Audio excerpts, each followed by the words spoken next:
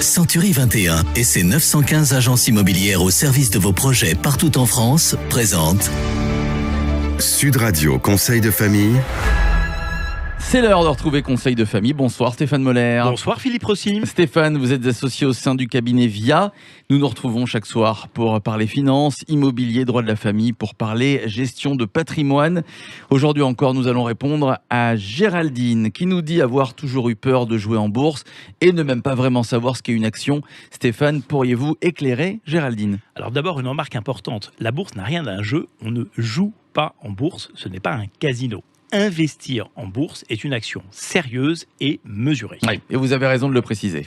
Alors, une action représente une fraction du capital d'une entreprise. Acheter une action confère des droits à son porteur. Celui de recevoir des revenus, ça s'appelle des dividendes, et celui de voter aux assemblées générales de l'entreprise, c'est-à-dire de participer à sa gouvernance. Mais détenir des actions, c'est aussi prendre le risque que la valeur de l'action augmente avec le temps ou qu'elle baisse. Il existe plusieurs types d'actions, Stéphane ? Il existe plusieurs types d'actions, évidemment, mais nous pouvons déjà en retenir deux. Les actions des entreprises non cotées, ce sont les actions de l'essentiel des sociétés, celles de nos boulangeries, nos pharmacies. Elles sont souvent détenues par des groupes d'amis, des confrères ou la famille. Et certaines entreprises, de grosses entreprises essentiellement, décident de s'introduire sur les marchés financiers, de rentrer en bourse. Leur capital est alors potentiellement détenu en partie par vous, par nous.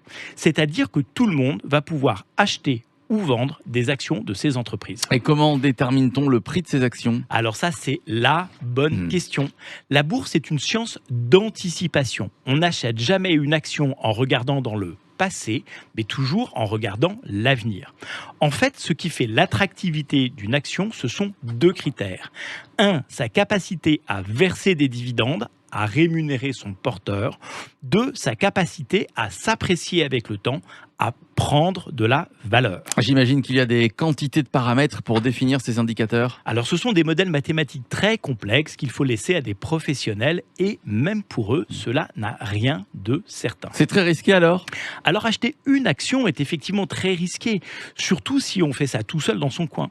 C'est pour cela qu'il existe des OPCVM que nous évoquions il y a quelques jours ou des ETF que nous allons évoquer dans une autre chronique.